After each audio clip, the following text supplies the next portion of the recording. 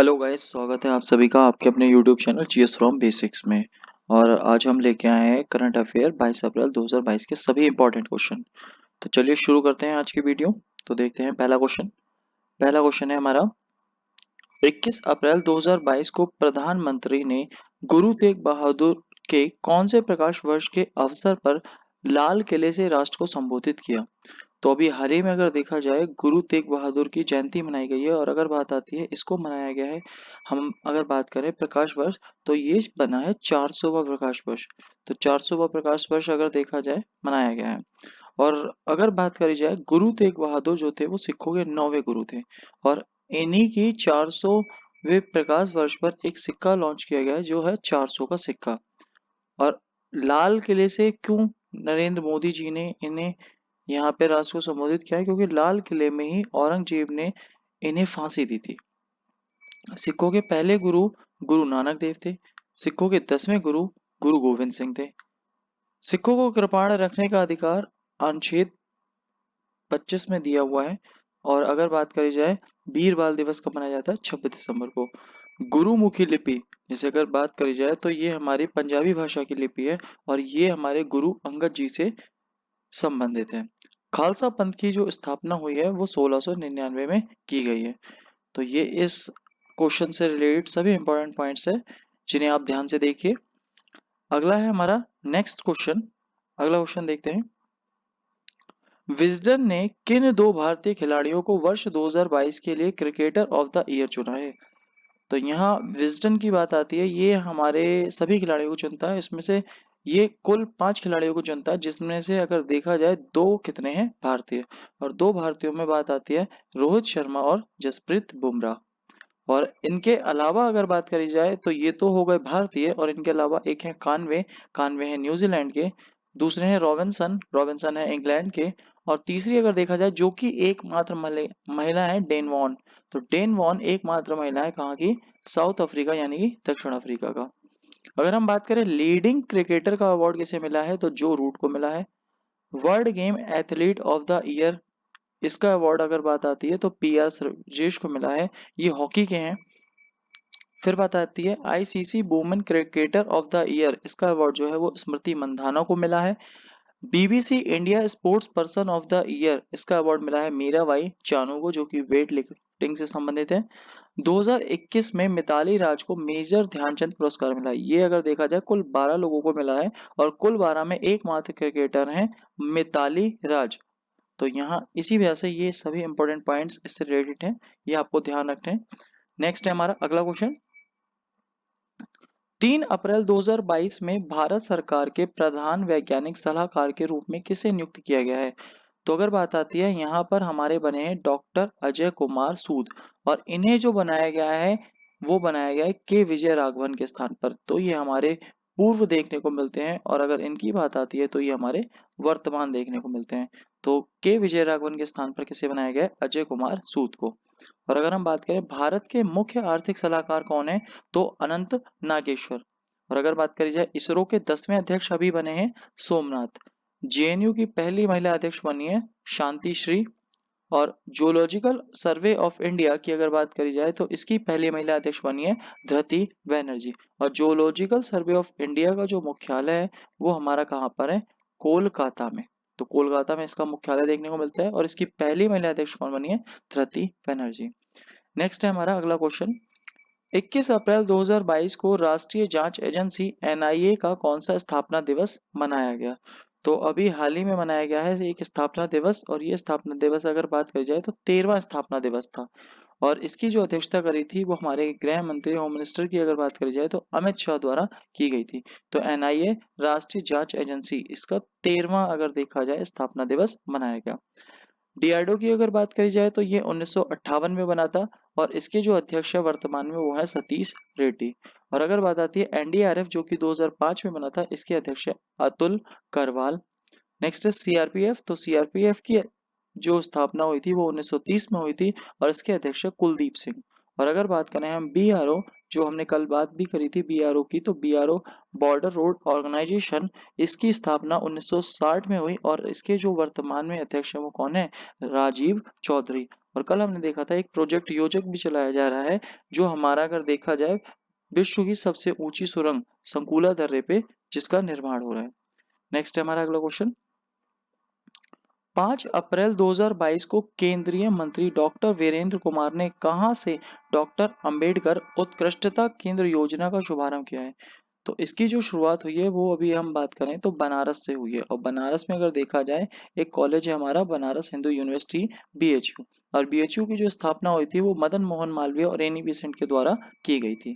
और यहीं पर अगर देखा जाए तो डॉक्टर अंबेडकर उत्कृष्टता केंद्र योजना का शुभारंभ भी किया गया है।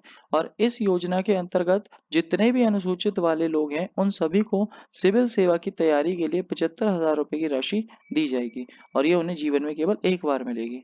और अगर हम बात करें डॉक्टर वीरेंद्र कुमार, तो डॉक्टर वीरेंद्र कुमार वर्तमान में सामाजिक न्याय एवं सहकारिता मंत्री हैं। और अगर हम बात करते हैं बी आर अम्बेडकर की, इन्हें भारत रत्न कब मिला है, तो इन्हें मिला है भारत रत्न 1990 में। नेक्स्ट है अगला क्वेश्चन हमारा। हाल ही में भूटान और सिंगापुर के बाद किस देश में भीम यूपीआई से भुगतान को स्वीकृति मिली है? तो भीम अगर देखा जाए ये हमारा एक ऐप है, और यूपीआई है तो यूनिफाइड पेमेंट इंटरफेस। तो अगर बात आती है भीम ऐप की, तो वर्तमान में ये जो है हमारा संयुक्त अरब अमीरात ने क्या कर दिया, इसे लागू कर दिया है। और अगर हम बात करें कि केवल और केवल जो यूपीआई है वो केवल और केवल कहाँ है, नेपाल में। और अगर हम बात करें भीम यूपीआई की, तो भीम यूपीआई को भूटान और सिंगापुर के बाद अगर किसी ने लागू करा है तो वो किसने करा है, संयुक्त अरब अमीरात। और अगर बात करें तो संयुक्त अरब अमीरात में विश्व की पहली पेपरलेस सरकार भी है। और संयुक्त अरब अमीरात एक गोल्डन वीजा देता है जो कि 10 वर्षों के लिए वैलिड होता है। और अगर हम बात करें भारत के बाहर कोई पहला आईआईटी अगर खुल रहा है तो वो हमारा दुबई में खुल रहा है, तो इस वजह से ये भी इम्पोर्टेंट हो जाता है। यहाँ का सर्वोच्च सम्मान है जायद पदक, और अभी इन्होंने एक मिशन भेजा था जिसका नाम था होप मिशन। और अगर हम बात करें एक समझौता है इब्राहिम समझौता, तो ये संयुक्त अरब अमीरात यानी कि यूएई और इसराइल के मध्य हुआ है। नेक्स्ट है हमारा अगला क्वेश्चन। हाल ही में किस राज्य केंद्र शासित प्रदेश में शिक्षा गीत इरादा कर लिया है हमने को लॉन्च किया गया है? तो यहाँ अगर बात करी जाए तो अभी ये जो गीत है वो हमारा दिल्ली में लॉन्च किया गया है, और दिल्ली में आम आदमी पार्टी की सरकार है, तो इसी वजह से वहाँ के जो मुख्यमंत्री हैं अरविंद केजरीवाल और जो हमारे उप सीएम है मनीष सिसोदिया, तो उन्होंने मिलकर इसका लॉन्च करा है। और इसके जो लेखक हैं वो हैं आलोक श्रीवास्तव, और इस गीत को गाया है शान तथा स्नेहा ने। अगर हम बात करें एक और इम्पोर्टेंट गीत है लक्ष्य तेरा सामने है, ये टोक्यो ओलंपिक का थीम सॉन्ग है जिसे मोहित चौहान ने गाया है। और अगर हम बात करें कर दे कमाल तू, तो ये टोक्यो पैरा ओलंपिक का है थीम सॉन्ग जिसे संजीत कुमार ने गाया है। तो ये इंपॉर्टेंट है, ये ध्यान रखना है। और ये क्वेश्चन हमारा लक्ष्य तेरे सामने है, ये आया हुआ क्वेश्चन भी है। नेक्स्ट है हमारा अगला क्वेश्चन। प्रति वर्ष 2023 को किस राज्य में खोंगजोम दिवस मनाया जाता है? तो खोंगजोम दिवस की अगर बात करी जाए तो ये मनाया जाता है हमारा मणिपुर में। और मणिपुर में ही अगर देखा जाए एक है विश्व का एकमात्र तैरता उद्यान केबुल लामजाओ, और ये अगर बात आती है लोकटक झील में है। ये अगर देखा जाए लोकटक झील। और यहाँ पर अगर देखा जाए विश्व का एकमात्र तैरता है उद्यान है केबुल लामजाओ। और यहाँ पर जो उद्यान तैरते हैं, जो तैरते हुए द्वीपों को बोलते हैं फोमडिश।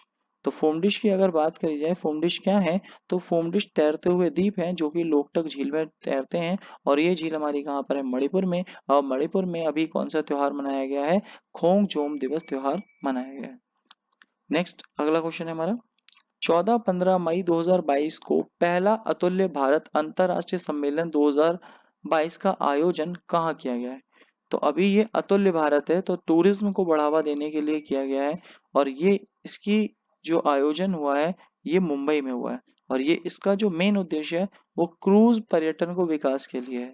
तो इसी वजह से यहाँ पर अगर बात आती है अतुल भारतीय अंतर्राष्ट्रीय सम्मेलन मुंबई में आयोजित किया है, और क्रूज पर्यटन के विकास के लिए। इसके अलावा अगर हम बात करें ऑपरेशन त्रिशूल, ये 1971 में चला था, दूसरा था ऑपरेशन मेघदूत, ये 1984 में चला था। और अभी हमने देखा था हाल ही में ऑपरेशन देवी शक्ति अफगानिस्तान में, जो भारतीय फंस गए थे उन्हें निकालने के लिए ऑपरेशन देवी शक्ति। और अभी यूक्रेन से जो लड़ाई चल रही है तो ऑपरेशन गंगा यूक्रेन में फंसे हुए भारतीयों को निकालने के लिए लगाया गया है। नेक्स्ट है अगला क्वेश्चन, सीपेक एक परियोजना पाकिस्तान और किस देश की संयुक्त पहल है? तो सीपेक की अगर बात करी जाए तो सीपेक हमारा है चीन पाकिस्तान इकोनॉमिक कॉरिडोर, यानी कि पाकिस्तान आर्थिक गलियारा। तो यानी कि ये जो कॉरिडोर है तो ये भारत के खिलाफ बना रहा है, कौन बना रहा है? चीन। और किसके साथ मिलकर? पाकिस्तान। तो ये जो सीपेक परियोजना है पाकिस्तान और चीन के परियोजना है, ताकि ये भारत को काउंटर कर सके, इस वजह से इस परियोजना को अंजाम दिया जा रहा है।